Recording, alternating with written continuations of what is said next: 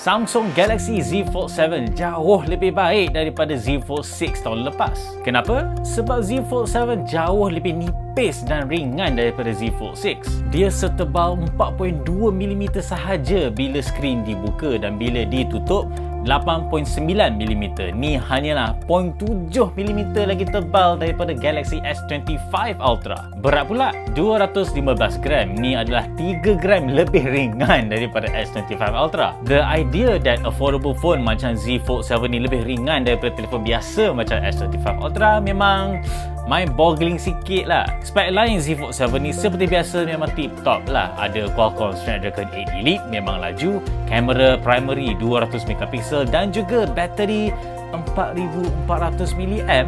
Ya, bateri tak ada perubahan tapi telefon ni lebih nipis sekarang, so okey lah. Ada juga satu hardware yang dah tak ada dengan Z Fold 7 ni, which is the S Pen. So terpulanglah kat you kalau you guna S Pen ni, memang dah tak ada sokongan ni untuk Z Fold 7. Semua ni memang best tapi harga Z Fold 7 ni pun dah naik. RM7,799 harga permulaan. Ini adalah RM500 lebih mahal daripada Z Fold 6 at launch. Jadi kenaikan harga ni agak mendadak jugalah. But one thing is for sure, Samsung Galaxy Z Fold 7 ni memang jauh lebih baik dan lebih impresif daripada Z Fold 6. Tapi you kena bayarlah.